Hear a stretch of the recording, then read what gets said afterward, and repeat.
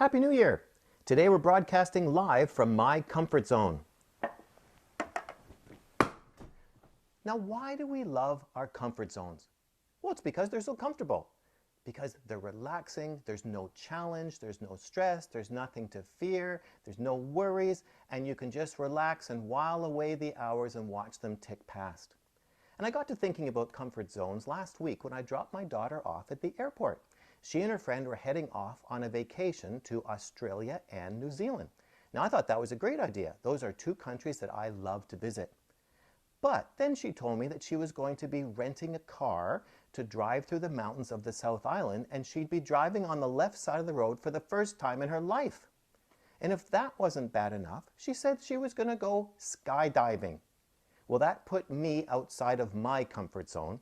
She was excited. I wasn't. But comfort zones are not always a wise place to be. Have a look at this picture that Kathy drew. So sure, comfort zones are pleasant and comfortable, but they can also be a prison. They can prevent us from growing and learning new things and meeting new people. They prevent us from stretching and exercising our faith muscle.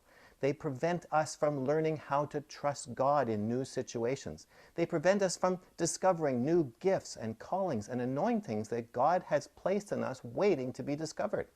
And what if God is calling you to an adventure that will change your life, which is just outside of your comfort zone? And if you choose to stay in your zone, you'll miss it.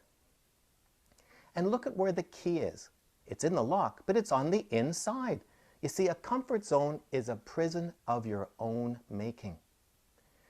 Now, when Jesus came to earth, how did he approach comfort zones? Did he go around on his journey, of his ministry journeys, did he go around telling people, oh, you're doing just fine, no need to make any changes, you're fine just the way you are? Absolutely not. He was constantly pushing people outside of their comfort zones. And that started with Mary and Joseph. He was quite a shock to them. So this is New Year's. It's time to make resolutions. And why don't you make a resolution that this year you'll give God permission to take you outside your comfort zone so you can grow and develop your faith in God. To live a transformed life, you need to give God permission to leave your comfort zone. Now I want to hear from you.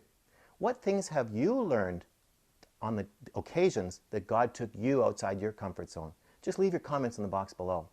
And if this is your first visit here, you need to get my free assessment guide. And to do that, just subscribe to my weekly email newsletter by filling out the subscription form right there. And I'll talk to you again next week. But go and make that resolution.